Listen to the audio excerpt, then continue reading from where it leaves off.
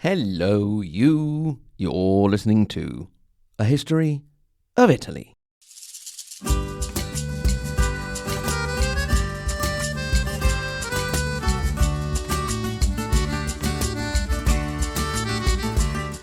Episode 194. The Italian Wars 11. Medici Pope to Medici Pope. Battle of Pavia and Cognac. 1522 to 1526. Tra quei salici piangenti io ritrovo la speranza di un amore che ormai fu. Before we begin, a little announcement. Many of you over the years have written in to find out more about the theme music for this podcast. The song is La coperta adesso è corta. The cover is now short by Marco Vergnani. Many of you have asked where they can get a hold of his music, and I'm very pleased to announce that from last week, Marco Vergnani's album is available on Spotify. So, you can head over to Spotify and look for Marco, M-A-R-C-O, Vergnani, V-E-R-G-N-A-N-I. Incidentally, when we do spelling in Italian, rather than Echo, Foxtrot, Charlie, etc., we use cities. So, for example, Vergnani would be Verona, Empoli, Roma, Genova, Napoli, Ancona, Napoli, Imola. Anyway, head on over to Marco Vergnani's Spotify and follow him, like him, love him, do whatever you want with him. No, not really. Be nice to him. Also, I'd like to give a little shout out to listener Raphael N., who pointed out that there are a few typos, which doesn't really surprise me, on the website, in particular in the timeline.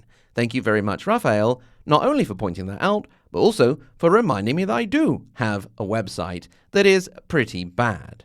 So, if you, for example, are a web designer or something along those lines and would like to support the show, well, just saying. Also happy to consider revenue sharing if money can actually be made out of the website. Thanks very much. And now, back to us. So we're ready to get back to our regularly scheduled programming after a 3-episode visit with Leonardo da Vinci. We had left the mess of the Italian wars becoming even more messy with the death of Pope Leo X. He had lived only enough to see the defeat of the French, against whom he was at the time on the side of the Spanish, who were also the new Holy Roman Empire under Emperor Charles V of Habsburg. Now, we've spent a lot of time on the Italian wars, and there are some more complicated situations to come. So I thought, and I read, and I got quite bored, so I thought the time has come to make a long story short and just concentrate on the highlight. So first of all, the big picture. The French and Spanish fought over the Kingdom of Naples. We know that starting from the mid-1400s, and the Spanish ended up winning. Then the French and Spanish would fight over the Duchy of Milan, and in the end the Spanish will win. I hope I'm not spoiling that for anyone. This reminds me actually of an expression which is not too honourable for the Italians. It is in Roman dialect, although it regards more northern Italy in the period we are talking about, and it goes, Francia o Spagna purché se magna, which means France or Spain as long as we eat. It is an opportunistic idiom, meaning that no one cares what's going on around me as long as I get what I need and want. So, time-wise, we are in 1522. First, we need a new pope, so let's elect Hadrian of Utrecht, who just happened to be the old tutor of the Holy Roman Emperor Charles V. You would think that this would have meant that the emperor now controlled the papacy, but to his credit, Hadrian did not always bow to political pressure. Hadrian rather creatively chose the name Hadrian, which made him the sixth. We said that the Pope didn't fall in line with Charles's agenda because he was more interested in seeing peace between the two main Christian princes, Charles and Francis I of France, also so they could unite against the Ottoman Turks. The Pope didn't manage to get very far with that. He left things more or less alone in the Papal States as dynasties such as the Malateste in Rimini, Baglioni in Perugia, and Della Rovere in Urbino took advantage of the situation to get back into power, at least for a little while. He also honestly tried to reform the church, but that also didn't make much headway. The Pope was also not that great at one fundamental human skill that we all celebrate once a year, i.e. not dying. Hadrian VI indeed died in September 1523, several months short of completing his second year as pontiff. So we now need another pope. The Medici Pope Leo X, son of Lorenzo the Magnificent, was good fun, so why not get another one? Wouldn't you know it, just our luck, we have his cousin, Giulio de' Medici, illegitimate son of Giuliano de' Medici, who was murdered during the Pazzi conspiracy in Florence in 1478. Giulio took the name of Clement VII. Now, I said we wouldn't go too far in depth with the details of the raging Italian wars. If you want to know exactly who was on whose side and what commander was commanding which troops and what the issues were, you should pick up a copy of The Italian Wars by Christine Shaw and Michael Mallet. If you want to see how your Italian is, of course, you have a lot more options, and the war comes up in the histories of various regions and families. Go ahead and have a look at the reading list on the website, which needs improvement. Suffice it to say for us that the French, after being kicked out by Charles V and his Italian allies, tried again not only to take the Duchy of Milan, which they did for a while, but also decided to extend the playing field, picking up again on the old Angevin claim to the Kingdom of Naples, sending an army down with the Pope trying his utmost and eventually failing to stay neutral, letting the troops pass through the Papal States. The French army made some decent progress, but then came the news of a disaster from the northern front, the Battle of Pavia. Note, the stress is on the second syllable, and it's Pavia, not Pavia. Now, you, my dearest constant listener, will remember the importance of Pavia from the early Middle Ages, when it was the capital of the Ostrogoth kingdom after Ravenna had fallen to the Eastern Roman Empire. Then it was the capital of the Lombard kingdom. Incidentally, in the early days of the podcast, we also spoke about the philosopher Boethius and his Consolation of Philosophy. And you can visit his resting place in the Basilica di San Pietro in Ciel d'Oro, St. Peter of the Golden Sky, in Pavia. After a period under the Franks and then being a commune, Pavia fell under the Visconti of Milan and then consequently the Sforza. This was not completely bad news for the city, as the Milanese made it a sort of second capital of the duchy, also building the Castello Visconteo, renovating the city, and founding a university there. In the early period of the Visconti domination, in the 1300s, a beautiful covered bridge was built there, and you can see a reconstructed version today after the original was destroyed during an Allied bombing in World War II. The bridge had been built to replace an older one which had been built by magic. You see, it was Christmas Eve of the year 999, and a group of citizens of Borgo Ticino, on the other side of the river from central Pavia, wished to cross over to go to church. There was no bridge at the time, as the old Roman one had crumbled, and they relied on boats to take them across. A thick fog had risen, and the boats were having trouble getting people across. At a certain point, a figure rose out of the fog. All dressed in red, and declared that if he could claim for himself the first soul to cross, then he would cause an unbreakable bridge to be built. At first, no one answered the man they knew to be the devil, but then a strong voice spoke up from the crowd. "Do it then, Satan. Build your bridge, and you shall have your soul." No one dared to contradict this man, who seemed to have something special about him. In no time, the devil magically made a strong, stone-covered bridge appear across the river. The man who had spoken among the crowd, seemingly from nowhere, brought forth a goat, which he ushered across the bridge. The devil, knowing he had been tricked, flew into a blind rage and raised a storm, trying to batter the bridge, but to no avail. As promised, he had made the bridge indestructible. The devil turned in anger to the man who had tricked him and demanded, "Who are you?"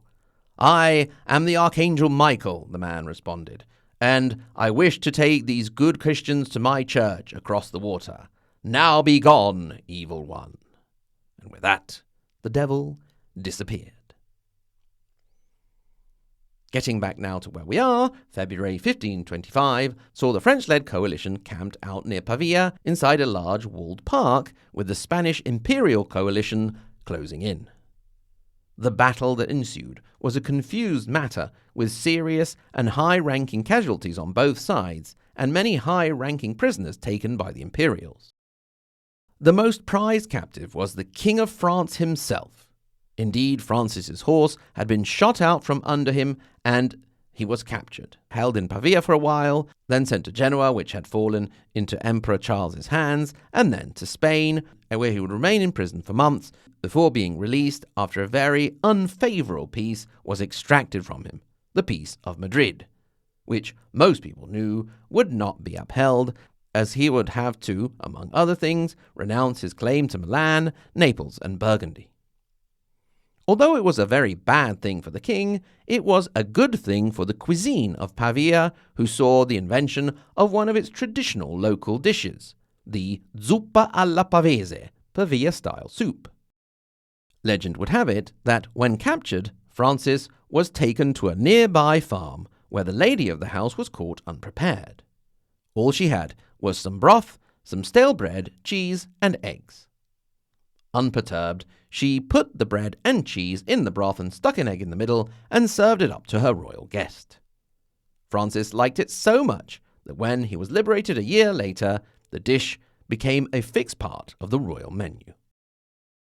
Before we move on from the Battle of Pavia, it is interesting to mention that one illustrious casualty on the French side was Jacques de La Palice, whose death gave rise to a word in the Italian language, lapalisiano. This could be considered a synonym of the word obvious, but it actually has an added shade, meaning that something is so very obvious that even mentioning it is ridiculous. It all started with the song that the troops of La Palice composed in his honor, which went as follows. "Here lies the Signor de La Palice. If he weren't dead, he would still be envied."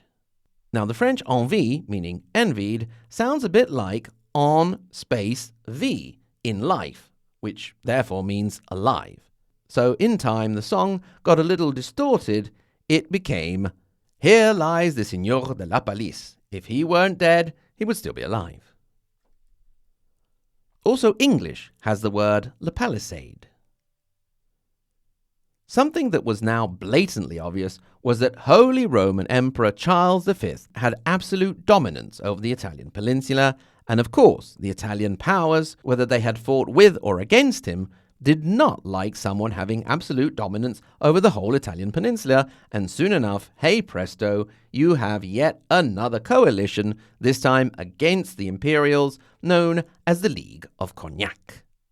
I'm more of a whiskey drinker myself, but recently on holiday in Umbria, I happened to try a plate of penne al cognac pasta and really enjoyed it. Anyway, another element that led to the League of Cognac were the heavy requests upon Italian cities from the emperor to try and get back some of the cash he had spent on his most recent campaign. Obviously, King Francis, released on the 26th of May 1526, was one of the most enthusiastic supporters of the new league. As well as Francis, the club included Venice, Florence, the Pope, the Duchy of Milan, and as protectorate, Henry VIII of England, who in turn was to have lands in the Kingdom of Naples for his son and his buddy Cardinal Wolsey.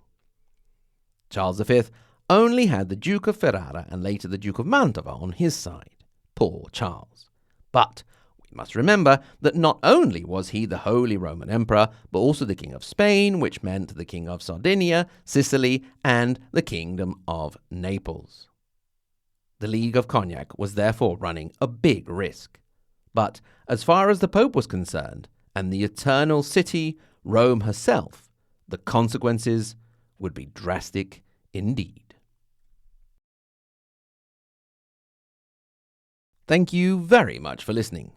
The History of Italy is a Sentire Media podcast, produced and hosted by me, Mike Corradi, and brought to you by my wonderful Patreon supporters, whom I would like to thank starting with the first part of the Margherita Hack and Galileo Galilei level, and they are Alison H, Annie, Aurora T, Benjamin W, Karsten, Catherine C, C Lane, Cindy M, Chris H, Cospia Fanboy, David M, Dean V, Demetrio, Dennis K, Dennis S, Dominic T, Edward J, Edward S, Emily B, Eric W, Gabrielle S, Gunnar W, Heather M, Ignazio, Il Valentino, Jane T, and Jeff M. And of course, we cannot ever forget the tippy-top Maria Montessori and Dante Alighieri level. Lisa K, Peter W, David L, David C, Sen, David A, Karen D, Bridget T, Dallas R, Joseph V, Stephen G, and Julian. Thank you, one and all. And I'm very, very pleased to welcome Kelly M to the family, and also like to thank Robert R for the generous PayPal donation. Thank you very much. If, like them, you would like to get extra content and support the show, you can go to ahistoryofitaly.com, click on the support page, and become a Patreon supporter or donate via PayPal. Thank you very much if you like to do so. If you just want to get in touch, and I love talking to you, it's hello@ahistoryofitaly.com or on social media, Twitter, Instagram, and Facebook. Once again, thank you very much for listening, and until next time, arrivederci.